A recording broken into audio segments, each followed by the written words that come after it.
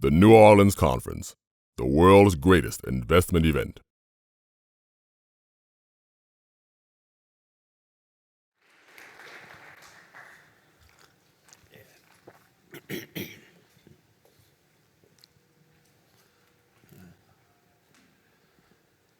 Okay, so I'm going to talk about what to do about what I'm going to talk about right now at my workshop at 5 o'clock. So if anybody is still here at 5 o'clock, come to my workshop. You know, I've been coming to the investment conference in New Orleans for probably more years than I'd like to acknowledge. But I remember being here in 2007. Same time, October, November timeframe, 2007.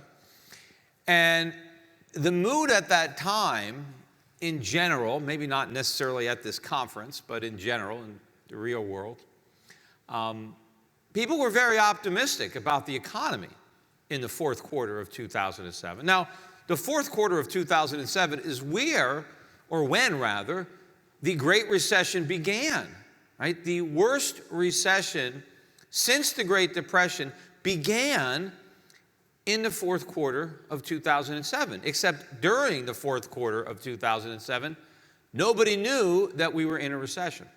In fact, even the official numbers at the time didn't say we were in recession. The GDP in the fourth quarter of 2007 grew at 2.5%. Doesn't mean, who would think that was a recession? The unemployment rate was not as low, at least the official unemployment rate, as it is today. Right now we're at 3.7, I think we got on Friday. In the last month of 2007, December, the unemployment rate was 4.7, higher than it is now, but it was considered pretty low back then. And of course, the labor force was a lot different. We had a lot more people participating in 2007 than we do today. So it was, we had a lot more people that potentially could be unemployed because a lot more people were still in the labor force. A lot of people have left the labor force, certainly since 2008. And so I think the employment picture actually was better in 2007 than it is today. But the point is, we had low unemployment and GDP growth, and the recession began. Because a lot of people now looking at the stock market beginning to drop, looking at the real estate market, looking at the weakest housing market since 2007, looking at home builders having their biggest collapse since 2007, looking at other indicators, looking at big blue chip bellwether stocks making multi-year lows, the autos, look at General Electric or IBM, or looking at a lot of things that are happening that should be causing people to be nervous, and then they simply rely on the numbers and they say, but the economy is great. I mean, that's almost a foregone conclusion. Even President Trump's critics agree the economy is great. In fact, Barack Obama thinks it's so great, he wants to take credit for it. Nobody thinks that the economy is bad. In fact, confidence right now is the highest it's been since 2000. Of course, consumer confidence was a contrarian indicator back then. Consumers were very confident right before the dot-com bubble burst. They were also very confident in December of 2007, before the financial crisis. They just were not as confident as they are now. And one of the reasons that you have so much confidence today, particularly among small businesses, not just investors, but small businesses, is because small business owners, by and large, are Republican. And Republicans have never been this optimistic. Now, of course, we had 4 years of Barack Obama, or 8 years rather, of Barack Obama, so people were very pessimistic, and it was pretty much a foregone conclusion that we were going to get 4 years of Hillary Clinton. So obviously, going into the election, Republicans were pretty depressed. And so when Trump won, all of a sudden there's this wave of optimism that things are going to get better. And so people think that they're going to get better. But, optimism can be wrong, and normally the consensus is wrong. There's an old saying, I guess it's always darkest before the dawn. I'm not even sure if that's correct, but that's what they say. But the opposite is probably true, and I don't think that that's correct, that it's in nature that it's brightest before dusk. But I think that before you have a collapse, people are extremely optimistic right before the collapse. That's certainly how it was in 2008. Because when you have a bubble, at the top of the bubble, everybody is happy because everybody's made a bunch of money. People were happy in 2000 because they got rich off of dot-com stocks. So they were happy about that. They didn't realize they were about to lose all that wealth. Same thing happened in the housing bubble. Americans were happy. Homeowners thought they were rich because they had all this home equity, right? So life was good. You didn't have to work. Just own a home and you got rich. So people were optimistic. And of course, when recessions start, unemployment is always low. You can't say we're not going to have a recession because we got low unemployment. Every recession starts with low unemployment.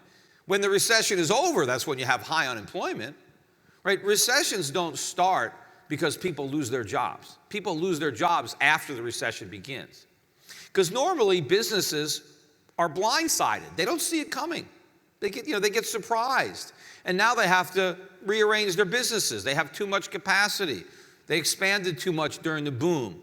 They hired too many people during the boom. They made bad decisions during the boom. They don't find out that the decisions were bad until the bust.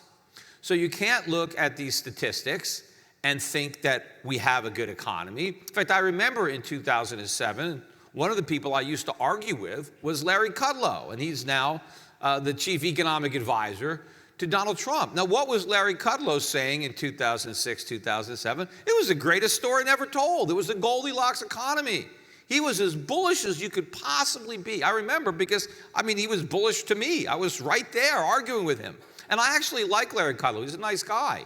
But he's very partisan, and he can be blind. And if he was so loyal to George Bush, as an anchor on CNBC, imagine how cloudy his judgment is now that Trump has brought him over to the White House. In fact, I remembered that Kudlow was a little bit critical of Trump's trade policies before he was nominated. And people were thinking, oh, now that Kudlow is going to be part of the administration, maybe he's going to move Trump away from protectionism. I said, no, that's not why. I said, Trump appointed him to silence him. He's going to adopt Trump's view of trade, and that's exactly what Kudlow has done, right? He basically took his enemy and brought him under his wing. But you have everybody who just believes that the economy is good. And of course, the cheerleader in chief for the economy being great is Donald Trump himself. Donald Trump, every day, is telling people that this is the greatest economic boom in the history of America. Now, of course, I guess most Americans don't know anything about American history, so maybe they think that's true, right? They don't know anything about the golden age of America, between maybe the end of the Civil War and the beginning of the First World War. But that was unprecedented economic growth. What's going on today isn't even close to what's going on or went on back then. But we're not even doing what we did in the 1980s. This is not even close to the greatest economy ever. In fact, it's very similar to the worst economy ever, according to Trump, which is what we had 2 years ago, right? Because when Donald Trump ran for office, he said we have the worst economy ever. The U.S. was an economic wasteland, that we had squandered our wealth, that we were losing on trade, and all this bad stuff was happening. And I agreed with that, Donald Trump. We had a lot of problems before he was elected. The problem is all those problems are still here. But now Donald Trump is claiming that basically the same economy is now the greatest economy we've ever had, right? He said NAFTA was the worst trade deal ever. Well, now we have the USMCA, the greatest trade deal ever. What's the difference? Basically nothing. The main difference is the name. We used to have a good name, and now we have a stupid name, right? But other than that, it's pretty much the same trade deal. But Trump is saying it's great, right? When Donald Trump was running for office, he said that don't believe the government numbers on unemployment. He said the unemployment rate isn't 4%. It's 20%, it's 30%, it's 40%, right? Why was he saying that? Well, because he was being honest, because we weren't counting a lot of people. We weren't counting all the people who, were working part-time, but who wanted to work full-time. We weren't counting all the discouraged workers who weren't even looking at all because they gave up, right? So if you counted the unemployed properly, the rate would be much higher. I don't know if it would be 40 or 50%. Sometimes Trump would get higher and higher on his numbers.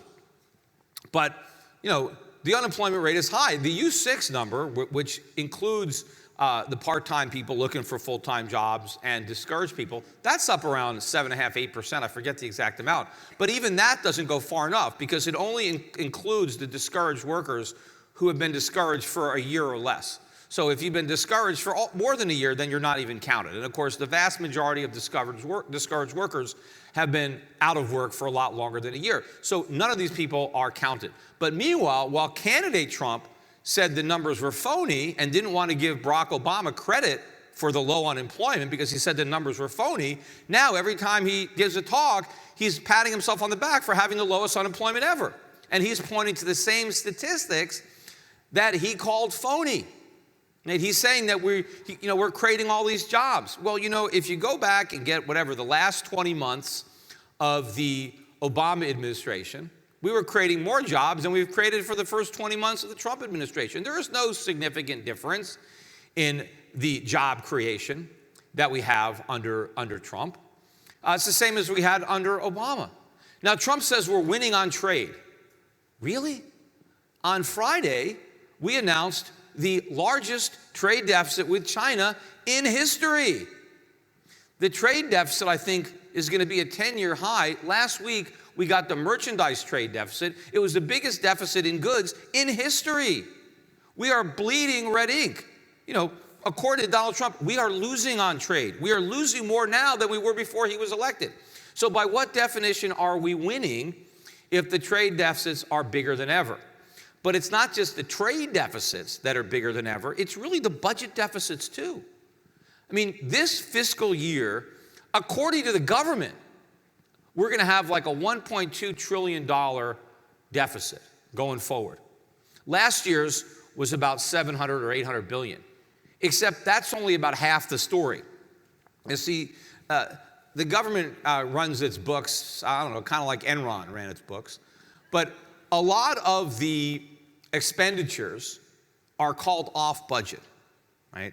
And so they don't get officially counted when they tell you what the budget deficit is. And a lot of it is like, disaster relief aid, right?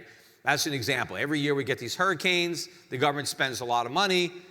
All that is off the books because they say, well, it's an emergency. It's not like something that we should have in the budget, except it happens every year. Maybe it's not the same emergency, but they just don't score it. Right? So if you actually look at how much the national debt went up in the last fiscal year, it went up by about 1.2 trillion, even though officially it only went up by 700 some odd billion. So if the government is now officially forecasting that it's going to borrow on budget 1.2 trillion, the national debt could easily go up by 2 trillion during that time frame. Because that's what you should look at. If you want to know how much money we're borrowing, look at how much the national debt is going up. Because that includes all the money we're borrowing. See, our creditors don't care if it's on budget or off budget. If we borrow the money, it's part of the debt. So we are having record borrowing under Donald Trump. So we have record trade deficits. We have record budget deficits. This is not an economic boom. This is the big, fat, ugly bubble. And that's Donald Trump's words. That's how Donald Trump described the economy he inherited.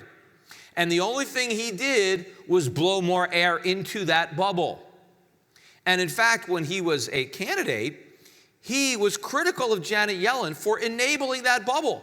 He actually said she's keeping interest rates artificially low so that we can inflate this bubble, and it's going to be a disaster when it pops. And he was absolutely right. But you know what he's saying now? Now he's mad at the Fed chairman for raising rates and not keeping them low so the bubble can get bigger. In fact, he's lamenting the fact that he doesn't have 0% interest rates. He wants 0% interest rates so, he can have even more growth. He's saying that, my predecessor was playing with funny money, right? Well, this money is almost as funny, but it's still the bubble, right? He hasn't changed. Trump has not changed anything. Trump campaigned to make America great again. Now he's campaigning to keep America great. It's the same America. What problems has Donald Trump solved? He has created optimism, but it's false optimism. People just think things are going to get better. Now, Trump was able to deliver some tax cuts, right? Well, that's easy. Anybody can cut taxes. Just run up the deficit. But it's not a real tax cut because taxes are how we pay for government. And if you want lower taxes, well, you need less government. So to honestly deliver tax relief to the American public, you need to shrink the size of government. You need to make government less costly, and then you can let the taxpayer off the hook. Hey, we eliminated these departments. We got rid of these agencies. We cut back on this entitlement spending, and now we don't need as much money, so we can cut your taxes. See, but the problem with that is somebody's going to get pissed off because you had to cut some spending. So all that Trump did was cut taxes. Now, of course, the Republican Congress was happy to go along with these tax cuts. They don't give a damn about the deficit. Now, when Obama was president, they were going to shut the country down. They had the whole Tea Party. The Tea Party was born protesting the Obama deficits. The Trump deficits are bigger. And the same guys that were in the Tea Party are now leading the charge to even bigger deficits because the Republicans are happy when the deficits finance the tax cuts that they want to take credit for. And so we did get tax relief, and so there's some optimism that that's somehow going to help the economy. But it doesn't work. It's not magic. Keynesianism doesn't work. You can't just grow the economy by cutting taxes. Because now, where is the government going to get the money that the tax revenue used to provide? Right? There's no free lunch. Right? It works for Republicans too. They like to say that there's no free lunch when the Democrats want to give out money in government programs. Well, there's no free lunch when the Republicans want to give out money in tax cuts. So where is the government going to get the money that it's no longer collecting in taxes? It's going to borrow it. Well, that's just a down payment on a future tax hike. Because who is going to pay back the debt? The taxpayers. The same taxpayers that are getting a cut now are going to get an increase later. But also, those deficits mean interest rates are going up. Now, they were going up anyway, but they're going to go up faster because of the increase in the deficit. And of course, we're going to get more inflation as a result of the larger deficits, because ultimately the Federal Reserve is going to create out of thin air the money that the government is no longer collecting in taxes. So yes, you get a tax cut, but now you have to pay more for groceries, you have to pay more for gas. In fact, one of the statistics that everybody likes to point to show that Donald Trump is doing a great job is that wages are now up year over year by 3.1%. Right? And this is the best wage growth that we've had in about a decade. And Trump is saying, see, look, your wages are going up, right? It's my fault. I did it. But of course, what Donald Trump doesn't want to acknowledge, or anybody else for that matter, is that wages are just one price that's going up. Wages are the price of labor. But the price of everything is going up. Prices are rising. That's a nominal number. When they talk about wages going up, that's not real wages. They don't adjust it for even the government's version of inflation, right? That's just the number. But the cost of living is going up faster than 3.1%. Rents are going up, utility bills are going up, food, everything that you buy, insurance, you name it, the price is going up. Wages are going up too, okay. But you know what? They're not going up as fast as other prices. And so even though nominal wages are rising, real wages are actually falling. So there is nothing to take credit for. Inflation is not a success. In fact, everything that we're seeing is simply an illusion created by inflation. If we actually had a booming economy, like everybody wants to believe, right, we wouldn't be running these big deficits. Booming economies produce surpluses, or at least shrink the deficits. Historically, right, the economy is booming, the government's collecting more in taxes from all these businesses that are booming and all these people who are working. And the government doesn't have to spend as much money on anti-poverty programs. So usually when the economy is good, the deficits are coming down. Instead, the deficits are going up. Same thing with trade. If you really have a booming economy, right, if the economy is really being more productive, if we really were having an industrial renaissance, right, Donald Trump keeps talking about all the manufacturing jobs that are coming back to the country. Of course, none of it is true, but he doesn't stop him from saying it. But if all these industries were really coming back, if America really was the hot place and everybody wanted to be here, and we were producing all this stuff, where is all this stuff? Why aren't we exporting it? Why aren't our imports coming down? If the economy is booming, where is the production that we have to show for this booming economy? It does not exist. That's why the trade deficits are at record highs. So It's not booming economies that produce these big deficits. It's bubbles. Sure, if you borrow a bunch of money and have a party, it feels good, right? The numbers can look good if they are influenced by a bunch of debt. But the problem comes when interest rates go up and the debts come due. And we know from 2008 that that doesn't end well. And as I said in my panel discussion today, right, this bust is going to be so much worse than 2008. I mean, in 2008, the government had the opportunity to do the right thing. George Bush had the opportunity to do the right thing. You know, he said he had to abandon capitalism to save it, right? What we needed to do was embrace capitalism to save it, because it wasn't capitalism that inflated that bubble. It was the government that did that. It was the central banks that did that. It was Fannie Mae and Freddie Mac. So instead of George Bush acknowledging the problems that were created under his administration, which didn't start in his administration, it predated him, it was going on under Clinton, but they tried the stimulus, they did the bailout. I remember John McCain interrupted his campaign so he could vote for the TARP. Of course, if he would have interrupted his campaign to vote against the TARP, I would have voted for John McCain. Instead, I had to vote Libertarian, because I couldn't vote for a Republican that voted for these bailouts. But the Republicans got the blame, and we did truncate that Great Recession. As great as that recession was, it wasn't great enough. It should have been worse, because there were a lot more malinvestments. Housing never really bottomed out, right? The stock market never really flushed out. We never reallocated. The trade deficits never went away. They started. In 2008, mid-2008, we printed the highest trade deficit in history. It took until just this last month to have a bigger one in merchant. We had the highest deficit ever.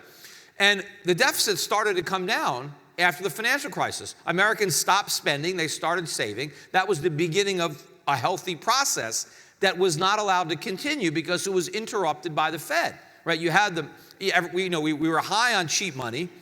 We come crashing down. We're about to check into monetary rehab, and here comes the Fed with more drugs to make sure that everybody gets out of rehab and still stoned and gets even more wasted. And so this bubble, as I said, what was done under Ben Bernanke, the monetary mistakes made, the excesses, dwarf anything done by Greenspan.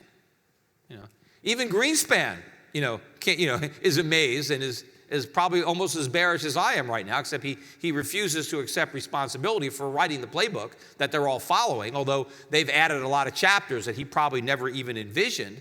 But they have to keep this thing going. They have to keep the music playing. And so we had interest rates down at 0, and we left them there for 8 years. And now 3 years later of tiny little raises. Of course, only one of those raises took place before Trump was elected. Every other rate hike took place after Trump was elected, right? So, I mean, all these things have been stuck to Trump. I mean, Barack Obama, had a free pass. He got interest rates pretty much at 0 for his entire presidency. And so the number of mistakes that were made were enormous. And a lot of Republicans were right to be fearful of Barack Obama and the things that he would do. But now those same Republicans are optimistic because of Trump.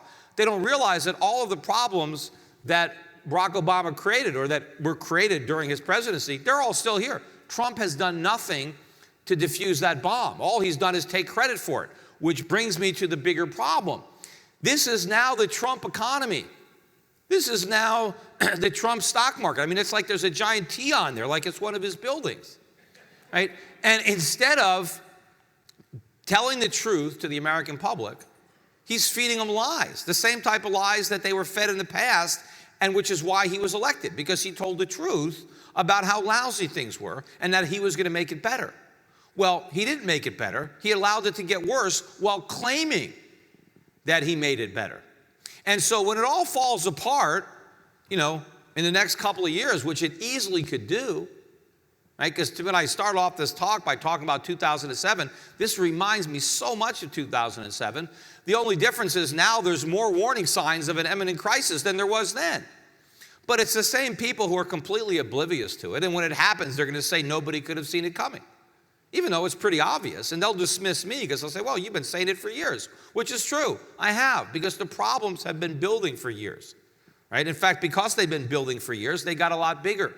Had we done the right thing in 2008 and let the recession run its course, let a lot of these big banks fail, right? Let more people lose money, force the government to cut spending, force the government to deal with entitlements. I mean, look at Donald Trump. Why is we're never going to cut, according to Trump, we're never going to cut Social Security. We're never going to cut Medicare, right? Not only did Trump cut taxes, he increased spending.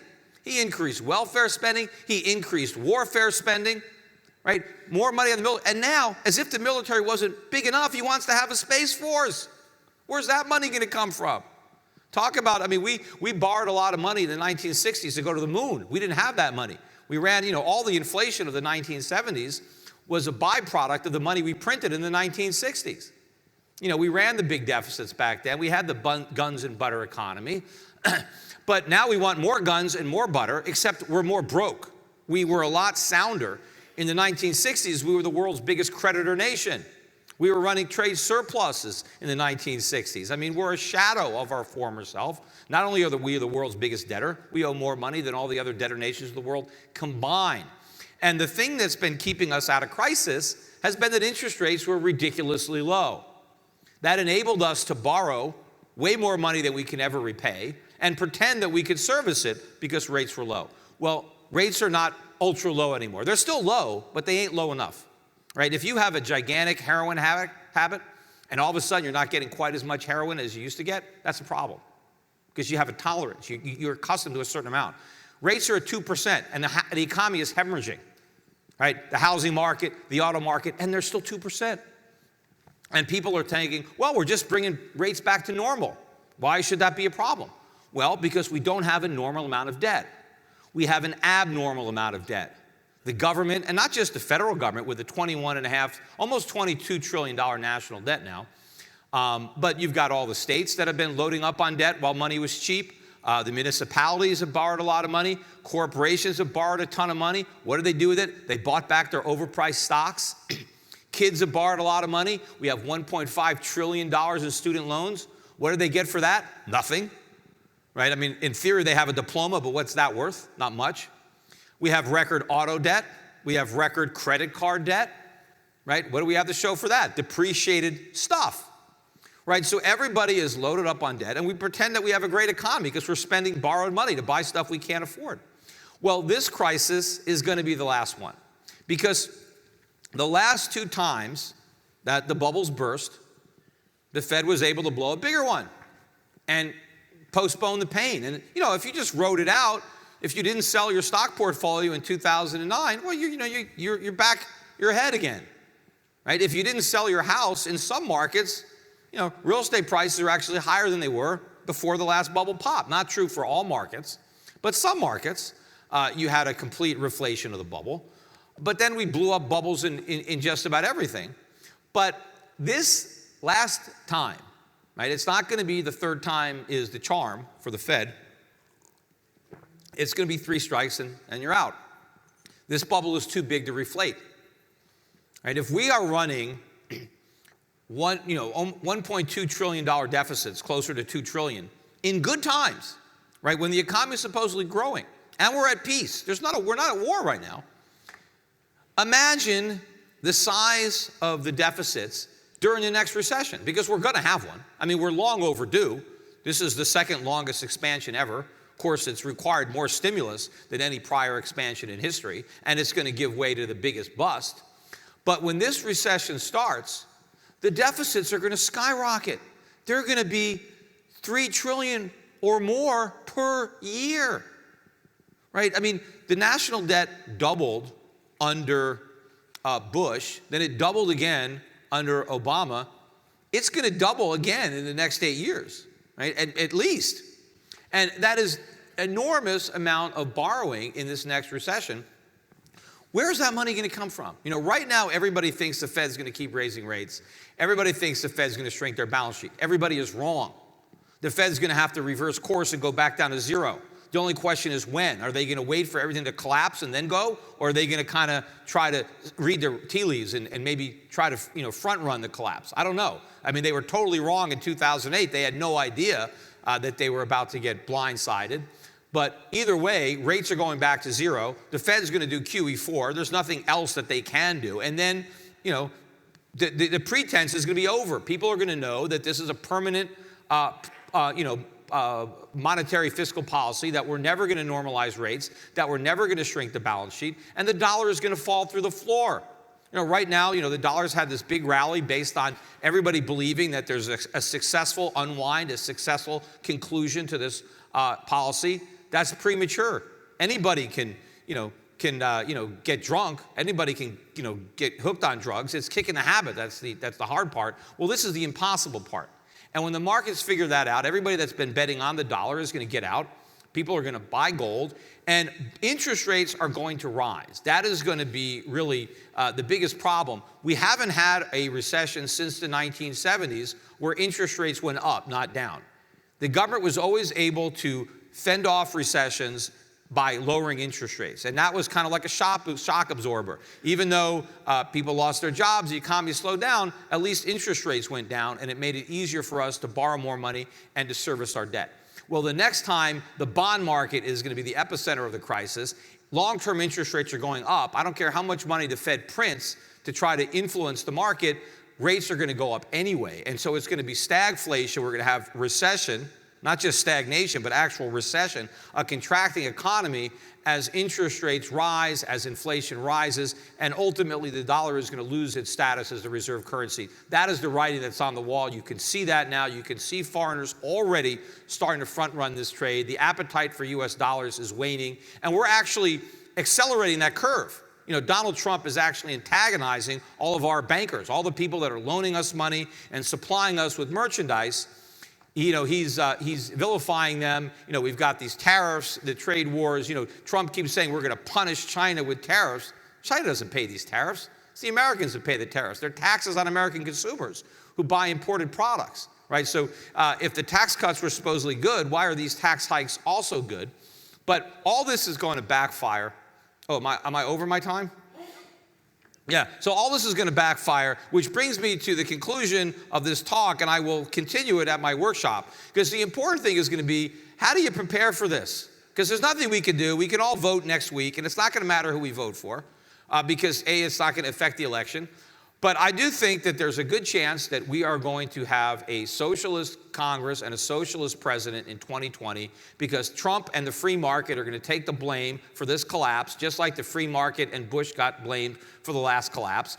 Everybody is going to say, or everyone's going to agree, that Trump inherited a pristine economy and blew it. And because he made the mistake of claiming credit for this bubble and saying everything was good, when it all falls apart, he's going to be stuck with the blame. And the socialists are going to throw gasoline on the fire. And so things are going to get very, very bad. The only chance we're going to have to turn things around is going to be 2024, when things are so bad that maybe we can make a turn for the right direction. But in the meantime, a lot of people are going to lose a lot of money. But the people at my workshop are going to make some money. So I hope I see you there.